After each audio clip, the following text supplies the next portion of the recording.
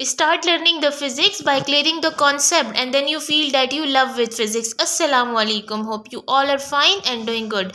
It's me Mahnoor. I welcome you to my YouTube channel Physics of the Universe. Dear student, first year physics chapter number 2 vectors and equilibrium को study कर रहे हैं. Lecture 21 है आज हमारा. Topic of discussion में एक बहुत इंटरेस्टिंग सी एग्जांपल 2.4 होगी जो कि रिलेटेड होगी एक वेक्टर मल्टीप्लिकेशन से. जो वेक्टर मल्टीप्लिकेशन का कुछ एज जो है वो इंडिविजुअल टॉपिक नहीं था, लेकिन क्योंकि हम ये पढ़ चुके हैं कि हम वेक्टर को वेक्टर से मल्टीप्लाई करते हैं तो रिजल्ट में क्या मिलता है, ये सब चीज़ें और इनसे रिलेटेड की आज हम एग्जांपल करेंगे. ठीक है, सो एग्जांपल का स्टार्ट लेते हैं. बेसिकली एक प्रूफ सा है कि आपने शो करना है कि जो ए डॉट बी का होल स्क्वायर है वो प्लस ए क्रॉस बी का होल स्क्वायर वो इक्वल होगा आपकी right hand side which is A square plus B square के. तो ये जो पोर्शन लेफ्ट हैंड साइड है इसको बेसिकली हमने राइट हैंड साइड के इक्वल लेकर आना है. बस यही है आज की एग्जांपल 2.4 में. ठीक है, सो स्टार्ट ले लेते हैं. अपने सोल्यूशन में गिवन में हमारे पास जो था उसको हमने एक दफ़ा जो है वो रीराइट कर लिया which is A dot B का whole square plus A cross B का whole square is equal to A square plus B square. हम लेफ्ट हैंड साइड को सॉल्व करने से पहले मैं बता दूं कि डॉट प्रोडक्ट आपके पास क्या होता है. जब आप वेक्टर को वेक्टर से मल्टीप्लाई कर रहे होते हैं रिजल्ट में एक स्केलर क्वांटिटी मिलती है which is your scalar product. और इसको हम डॉट प्रोडक्ट इसलिए कहते हैं कि हम दो वेक्टर्स के दरमियान जो है वो डॉट का साइन प्लेस कर रहे होते हैं. That is why we call it as a dot product. Cross का मतलब ए क्रॉस बी, मतलब कि जब आप वेक्टर को ही वेक्टर से मल्टीप्लाई कर रहे हो रिजल्ट में जो है एक वेक्टर क्वांटिटी ही मिल जाए, उस टाइप की मल्टीप्लिकेशन को हम बोलते हैं इस वेक्टर प्रोडक्ट. और जो हमारे पास इसको हम वेक्टर प्रोडक्ट को जो है हम क्रॉस मल्टीप्लिकेशन क्रॉस प्रोडक्ट भी इसलिए बोलते हैं क्योंकि दोनों वेक्टर्स के दरमियान हम क्रॉस का साइन प्लेस करते हैं. ठीक है, सो यहाँ पर जो है वो उसको डिफाइन करने का कुछ वो नहीं था, लेकिन मैंने इसलिए बता दी क्योंकि आपको कॉन्सेप्ट क्लियर हो जाए ना.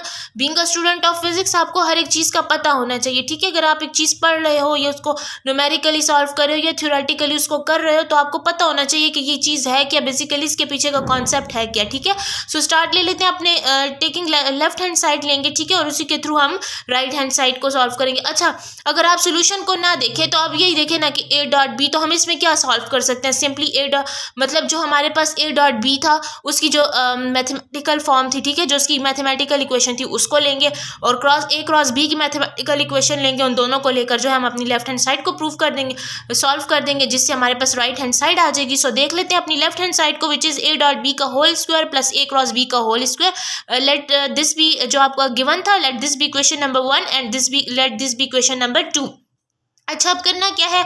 सिंपली जो मैंने आपको कहा है कि इसमें हमने करना क्या है, डॉट बी था जो हमने डॉट प्रोडक्ट को बताया था तो उसमें उसकी मैथमेटिकल फॉर्म क्या थी कि we know that the dot product is equal to dot product हमारे पास किसके इक्वल होती है, A dot B is equal to A B cos theta. ठीक है, let this be equation number 3. ठीक है, उसके बाद हमारे पास दूसरी टर्म आ रही है क्रॉस प्रोडक्ट की. So and cross product is equal to A cross B is equal to A B sine theta. अगर आप जो है ये मैंने इसलिए पहले लिख दिया ना ताकि आपको समझ आ जाए और इसी में हमने बेसिकली वैल्यू पुट करनी है. ठीक है, so let this be equation number 4. ये दोनों आपको अच्छा इन इक्वेशन की जो एक्सप्लेनेशन है प्रॉपर मैंने इस पे लेक्चर दिया. अगर आपने नहीं दिया वो लेक्चर देखे तो मैंने डिस्क्रिप्शन में प्लेलिस्ट का लिंक दे दिया, वहाँ पे आप चले जाएं. आपने कोई भी टॉपिक मिस किया इस चैप्टर से रिलेटेड तो आप देख सकते हैं. ठीक है, अच्छा अब हम आ जाते हैं जी let this be equation number 4.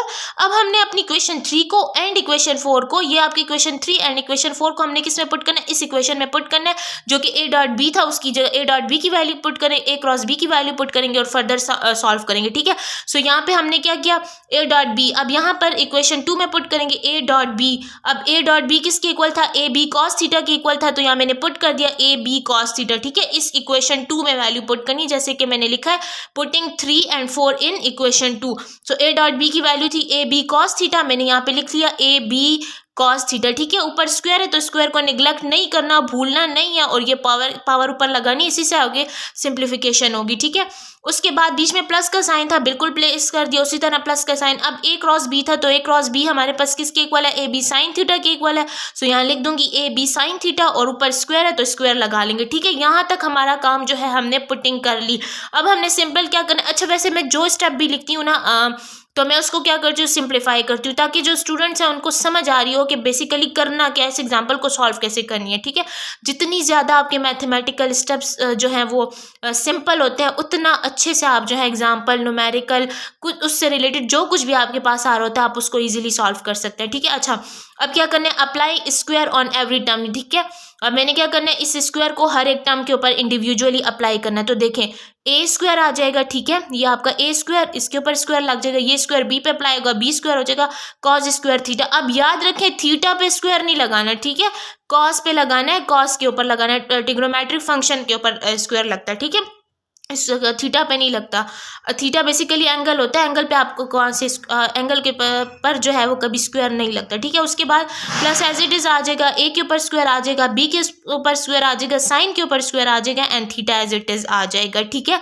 अब हमने क्या करना है, अब आप यहाँ पे देखें, इन टर्म्स को देखें जरा, ए स्क्वायर बी स्क्वायर है, इसके पास भी ए स्क्वायर, इसके पास भी बी स्क्वायर है, दोनों के पास ए स्क्वायर बी स्क्वायर है। तो हम लिख सकते हैं taking A square B square as a common term, तो यहाँ से आ जाएगा A square B square, bracket के बाहर आ जाएगा, यहाँ से कॉस स्क्वायर थीटा रह जाएगा, यहाँ से प्लस आ जाएगा और साइन स्क्वायर थीटा आने। Let this be question number 5। अब नेक्स्ट पेज पर देखते हैं कि आगे की सिंप्लीफिकेशन कैसे करेंगे और कैसे करके हम अपनी right hand side, left hand side को राइट हैंड साइड के इक्वल लेकर आएंगे, ठीक है।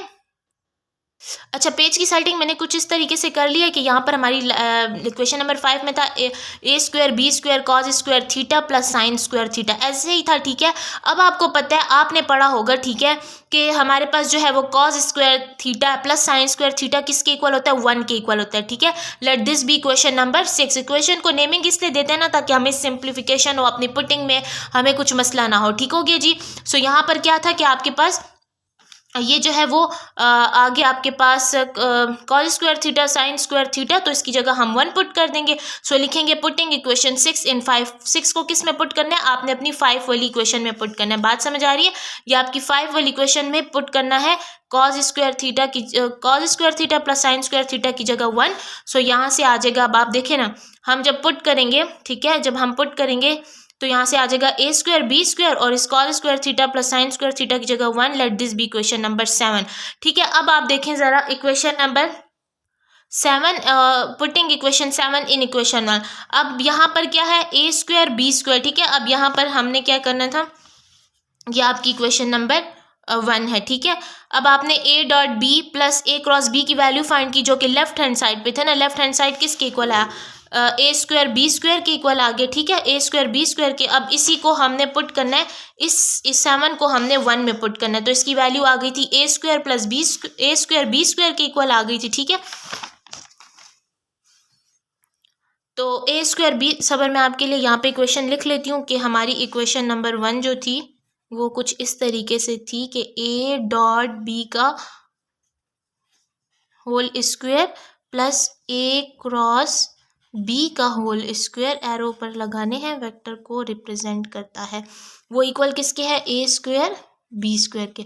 अब देखें ना, ये हमने साइड प्रूफ की, वो किसके इक्वल आ गई, ठीक है, ये इक्वल आ गई ए स्क्वायर बी स्क्वायर के, तो यहाँ ए स्क्वायर बी स्क्वायर लगा देंगे, ठीक है, और इक्वल लगा देंगे ए स्क्वायर बी स्क्वायर। तो लेफ्ट हैंड साइड जब मैंने 7 इक्वेशन को, इस इक्वेशन को मैंने इक्वेशन 7 को इक्वेशन 1 में पुट किया, तो मैंने अपनी इक्वेशन को गेट कर लिया, यानी कि आपकी लेफ्ट हैंड साइड आ गई आपके राइट हैंड साइड के।